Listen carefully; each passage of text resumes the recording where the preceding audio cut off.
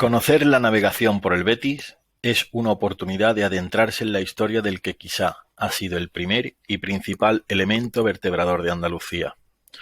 Su territorio hoy ocupa gran parte de lo que fue una de las provincias más importantes y ricas del Imperio Romano. Aproximarse a la navegabilidad del Guadalquivir en época romana es identificar la carta de naturaleza que durante siglos proporcionó a nuestras tierras la garantía del éxito y pervivencia de nuestros núcleos urbanos. Muchos de ellos componen hoy en día la ruta bético-romana.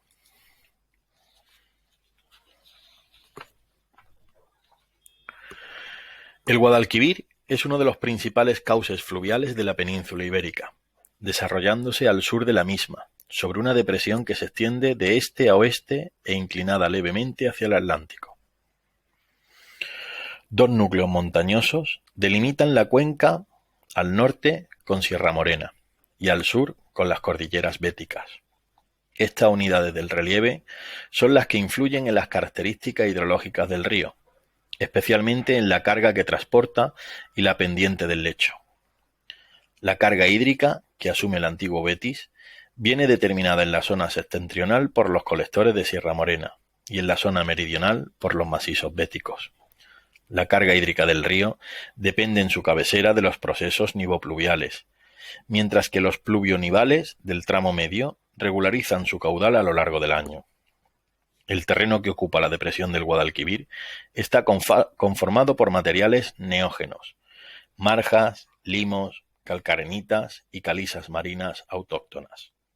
Los depósitos aluviales pertenecen a las antiguas terrazas del Betis, teniendo un mayor desarrollo en su margen izquierda, especialmente tras la confluencia del Genil. El principal colector recoge las aguas de Sierra Morena, las cordilleras béticas y las cuencas intramontanas.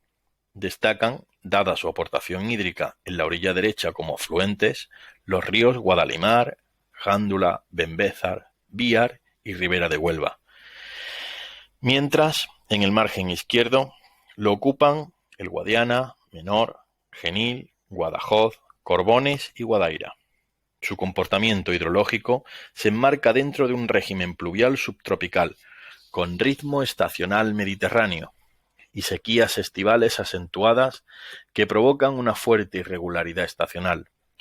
Nos encontramos, por tanto, con un curso fluvial de gran variabilidad estacional, teniendo sus registros mínimos en el mes de agosto y dos niveles máximos que acontecen a finales de invierno e inicios de la primavera, separándose ambas por el mes de febrero. Ambos periodos, también en época histórica, marcaron las fechas de mayor intensidad en la navegación por el Betis.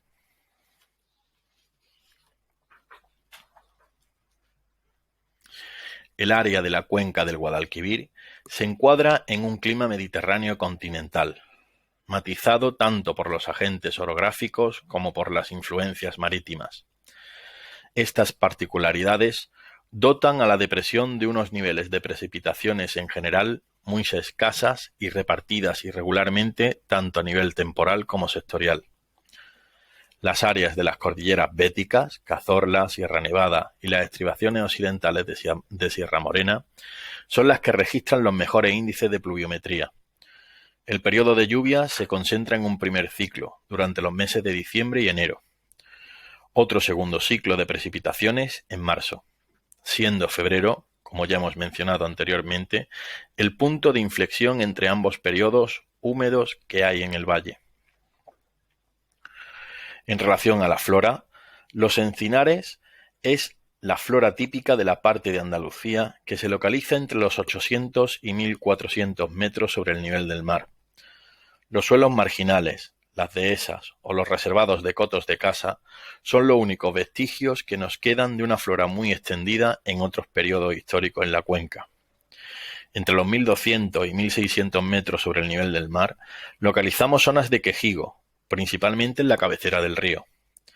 Sauces, fresnos y alisios se encuentran en bandas paralelas al cauce, dependiendo de las variantes hídricas, lumínicas y pedológicas del entorno, que junto con otras comunidades acuáticas bordean o invaden los cursos de agua, y configuran longitudinalmente los denominados bosques de ribera.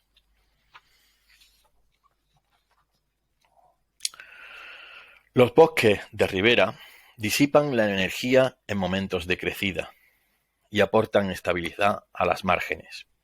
Evitan desplazamientos laterales de los meandros y debieron estar muy protegidos o incluso reservados en aquellos momentos donde la navegación por el Guadalquivir era una de sus principales vías comerciales y de comunicación. La información que aporta en el siglo III el Digesto parece apuntar hacia un control efectivo de todas estas acciones antrópicas que pudieran perjudicar la navegabilidad en los ríos públicos, es decir, en los ríos navegables. Así nos informa. El pretor no prohíbe todo lo que se hace en el río o ribera pública, sino todo lo que se hace de modo que perjudica la estancia y la navegación. Luego está la prohibición, que solo afecta a los ríos públicos que son navegables. A los demás no le afecta. Es muy útil que se reparen y fortalezcan las riberas de los ríos públicos. No le afecta. Esto supuesto, así como se ha propuesto interdicto en cuanto a la reparación de la vía pública, se ha de proponer también en cuanto a reparar las riberas del río.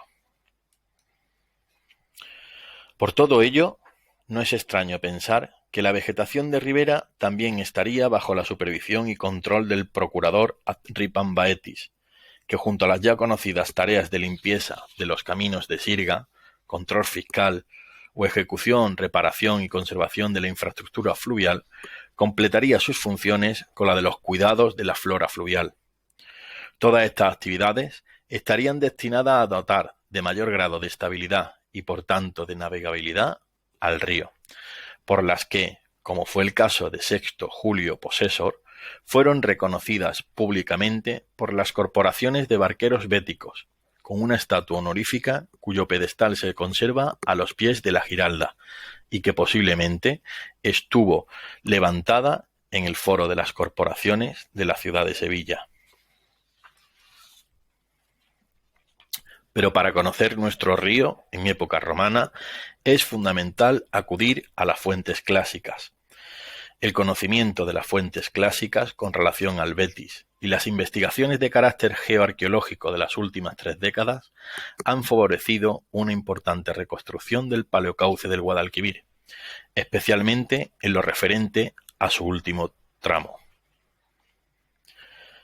El Baetis, en la obra de Estrabón, quizás la más importante de las 4 que presentamos aquí, se nos informa con detalle toda la fisonomía del entorno.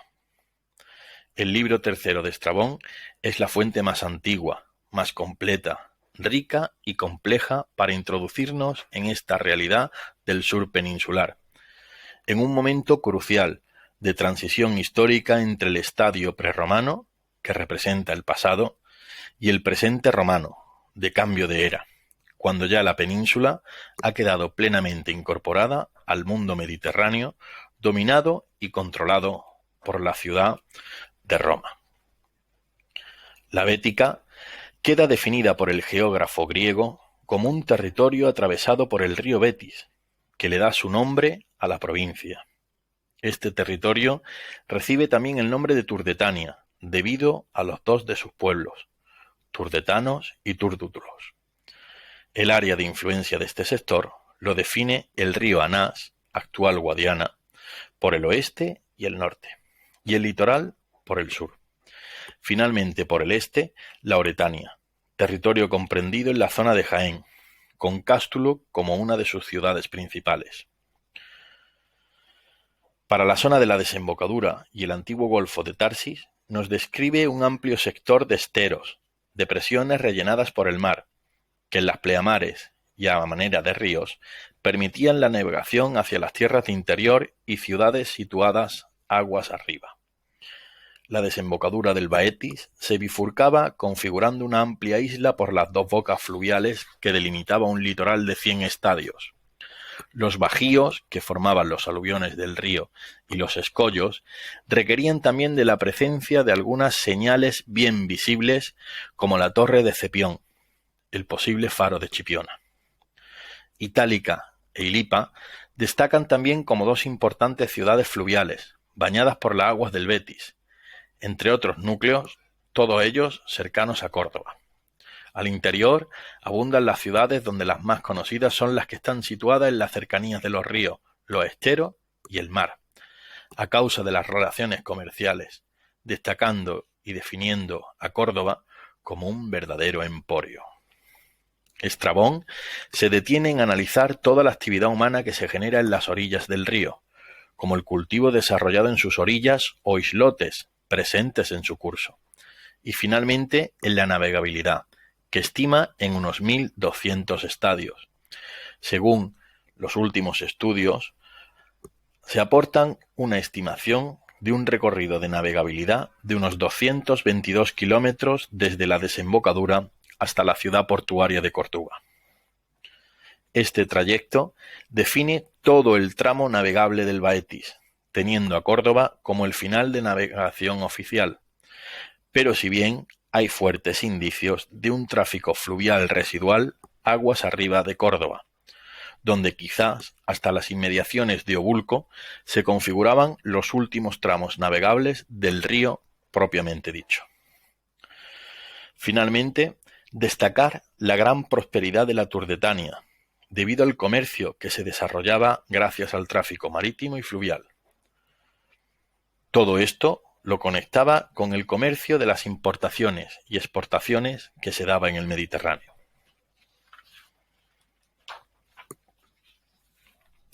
Plinio, al igual que Estrabón, comienza describiendo parte de la geografía bética donde el río aporta gran parte de su singularidad.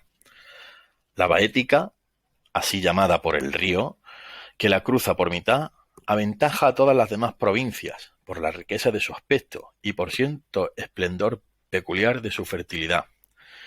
Tiene 4 conventos jurídicos, el Gaditanus, el Corduensis, el Astigitanus y el Hispalensis. A diferencia del geógrafo griego, el análisis en detalle del curso pasa a ser mucho menos completo. Habla del Betis, que tiene su nacimiento en la Tarraconense, que da su nombre a la provincia y que se entrega al Océano Atlántico, al principio con poco caudal, pero recibiendo luego muchos afluentes que enriquecen su fama y sus aguas. Tras abandonar la Osigitania, entra en la Bética, donde su curso es tranquilo, viviendo sobre sus orillas a derecha e izquierda numerosos ópida. En la margen derecha se encuentra Córdoba, colonia patricia, donde el Baetis comienza a ser navegable. En la banda izquierda del río están los ópidas de Cárbula y de Tumo, y por este mismo lado entra en el Baetis el río Singlis. Mela, también geógrafo, nacido en Tingetera, Algeciras, redacta su obra, La Corografía, entre el 42 y 44 después de Cristo. La condición de bético lo sitúa como un referente directo en el conocimiento del litoral andaluz, en el periodo imperial, de máxima explotación fluvial en el entorno. Es especialmente interesante por el detallado espacio dedicado a la descripción del antiguo Golfo de Tarsis y su estado de colmatación. Pero su profundo conocimiento de la costa contrasta, sin embargo, con la parquedad de sus palabras hacia el curso del río propiamente dicho. Y por último, Rufo, un personaje de origen senatorial del siglo IV después de Cristo, representante de aquellas familias que, aferrándose a las antiguas tradiciones paganas, intentan cultivar sus conocimientos en defensa de las antiguas formas de vida del imperio, frente al incipiente cristianismo oficial auspiciado por Constantino. Hora Marítima, su obra, es especialmente interesante para recoger numerosos datos de la desembocadura del Baetis, presentes en un importante volumen de periplos que manejó para la redacción de su obra.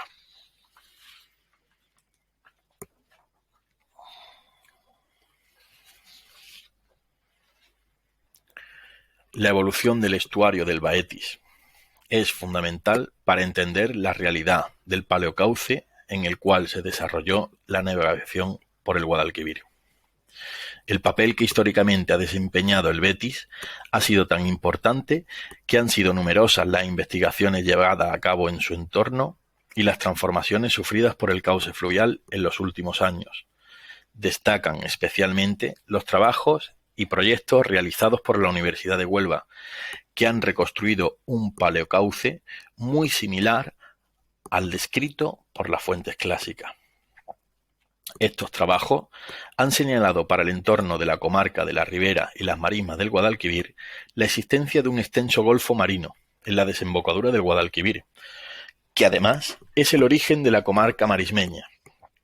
Estos datos, que ya figuran en las fuentes grecolatinas, han sido confirmados por análisis geológicos.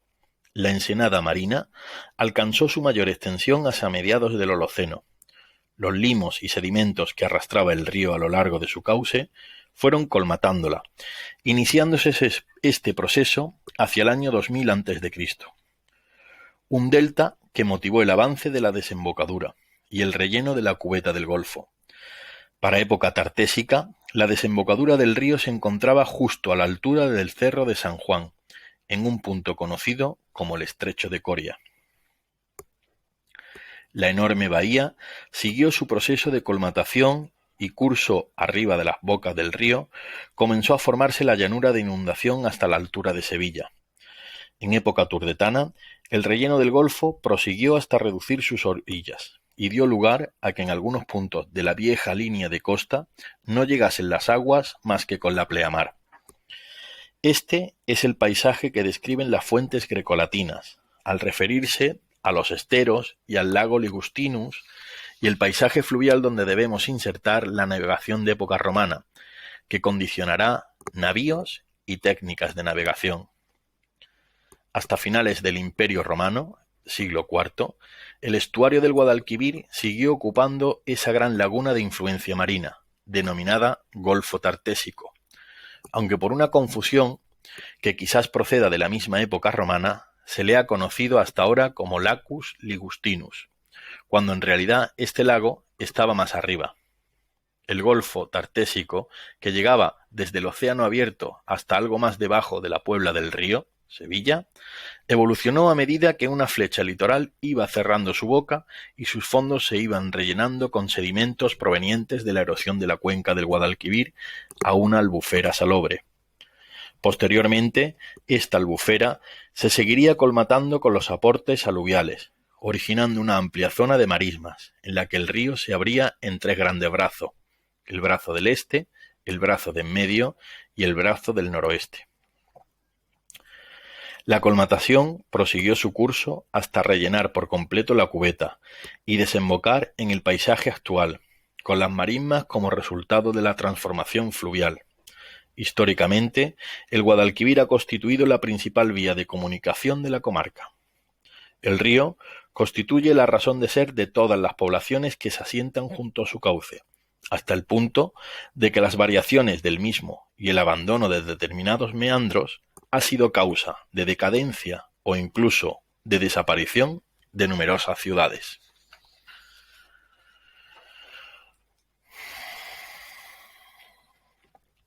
Al menos 3 tipos de navegación se dieron en los correspondientes 3 tramos navegables del Baetis. Estos determinaron el tipo de naves y técnicas de navegación adaptadas al medio que se desarrollaba. En un primer lugar, hasta la misma Hispalis, llegarían los barcos de gran calado que habían practicado la navegación marítima de cabotaje. Las grandes naves olearias recalarían en los muelles sevillanos, cuyo entorno fluvial se asemejaría, salvando todas las distancias, a lo que hoy es Sanlúcar para el Guadalquivir. En estos malecones se produciría el primer trasbordo de mercancías a barcazas de río que remontarían el curso hasta Ilipa, zona hasta la que se podía aprovechar las influencias de la pleamar y brisas marinas. Y los muelles de Ilipa Magna serían testigos del segundo y último trasbordo.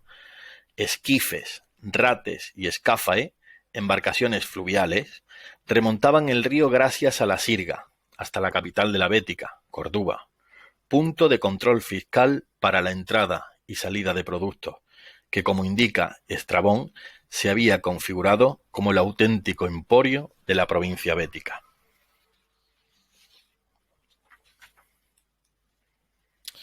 A modo de reflexión final, podemos indicar que la navegación por el Baetis en época romana representa uno de los momentos históricos de mayor comercio de importación y exportación, quizá tan solo comparable al que posteriormente protagonizará el comercio de las Indias en el siglo XVI y XVII.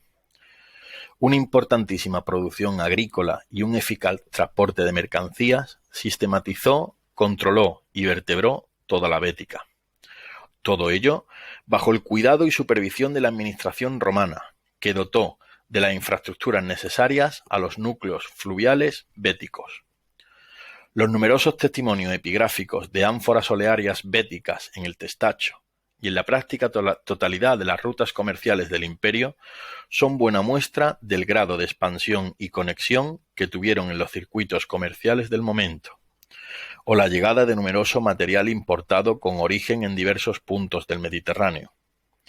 La importante red de explotaciones agrícolas localizadas en el entorno más inmediato de la principal vía de comunicación y transporte, que fue el río, tienen en la campiña cordobesa, especialmente aquellas que ocupan los términos municipales de Córdoba y Almodóvar del Río, un importante patrimonio arqueológico que, con los proyectos de investigación necesarios, sería un importante baluarte para poder reconstruir el paisaje agrario fluvial del curso medio del Guadalquivir.